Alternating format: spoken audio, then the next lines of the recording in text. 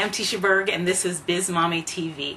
Before I get into today's topic, I'd like to remind you to click on the subscribe button right below this video, and that will subscribe you to my YouTube channel, and you'll get email updates whenever I have a new episode of Biz Mommy TV. Okay, so today I'd like to talk to you about channeling creativity, and this is an important topic for me, especially because with this video, I've been wanting to do video for a while, and I've done Biz Mommy Buzz episodes, as I used to call them, but now we're just going with Biz Mommy TV. And I had the idea that I wanted to do something creative with video on my blog, but I wasn't really sure what, because I'm not the most technically minded person, and I like playing around with stuff, but not too much, just enough before I get a headache. So I don't do a lot of bells and whistles with the video. So I've been struggling a little bit with figuring out what kinds of things I wanted to do with the video or vlogging that I have here on my blog. And right now I'm still in the process of thinking about it and deciding how to do it. Of course, you know, that's always the case. So eventually that's a work in progress, but I wanted to talk a little bit about creativity because I know so many people have those issues with things that they want to do that they kind of get stopped from doing because either the challenges with time and the other issues in their life, and in general, not lack of creativity, but the fear that they cannot do something creative or come up with something creative enough or different enough. So I wanted to just touch on a couple of tips that I think are really helpful or that have affected me over the past few years with feeling creative or being creative, and knowing that I have those resources to call upon when I'm trying to create something that I want to do and I'm finding that I'm having a little bit of a challenge. So I also have a couple of resources as well beneath the video, and you can click on links there for more information about creativity. But one of the first tips I wanted to give you was to read books about creative people. That has helped me tremendously. As I've mentioned here on the blog before, I love to read, and although I haven't done it as much since I became a mom, again, a time issue, but reading books about creative people by creative people really to get a sense of what is possible. I know a lot of times we feel alone, or we feel that we have no idea where to start. And there's, you know, when we have company, we feel comforted, and we have an idea of what is possible out there creatively.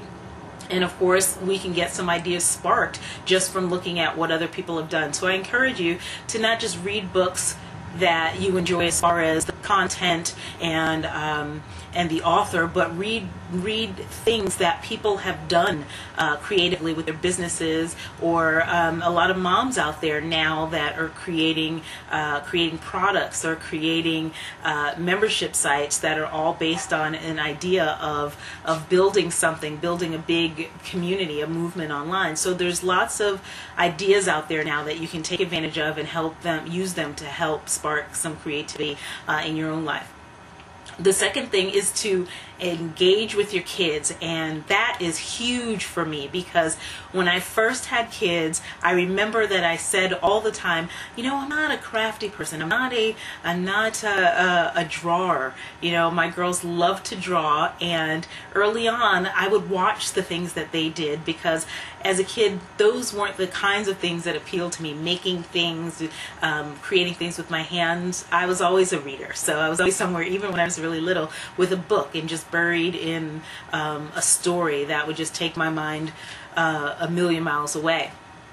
So when I began engaging with my kids in their creative activities, it sort of sparked in me more of a willingness to just create without the comfort of knowing what I was creating. So creating pictures, even though I considered myself not a good artist, was freeing, and it allowed me to not worry so much about how the drawing would turn out, the outcome. It freed me up to just have fun. And so I encourage you to engage more, if you aren't already, with your kids, and let them be an example. I often say I'm raising myself through my kids, because there's so many things on a daily basis that they teach me about life, about creativity, about many, many things. So get down there and get your hands dirty with your kids and create something in that way. And lastly, I would suggest that you give yourself daily tasks or weekly tasks, but make them actionable, because so many times we get really caught up in the big picture, and the big picture is always overwhelming and always, I should say very often, limiting, because it stops us because it's too overwhelming to make movement on. So if we have tasks that we break down into actionable steps that we can do, one of the resources that I mentioned down below is Julia Cameron's book, The Artist's Way, which I read years ago. I thought it was terrific because, again, just like the engaging with my kids, her book encourages you to do little things. She has a kit that comes with that book that has little chips that are daily things that you sort of just pick out of the box. And I've seen this in variations, people having a jar, their creativity jar, where you pick an activity, daily, weekly, or whatever interval that you choose. But it's small things that you can do that can, spark those creative bits of energy that come up and that often we don't act on. So her creativity box can help you sort of get moving, or any tasks that you create for yourself that are small things that you can say, this week I'm going to get this done, and break it down into the steps that you need to take to get that particular thing done. You can use it to get the creative juices flowing. You can use it for your journaling time. You can use it for whatever it is that you think that is small enough that you can take action on, and not just have as a big grand goal that is going to loom over you and move you to inaction.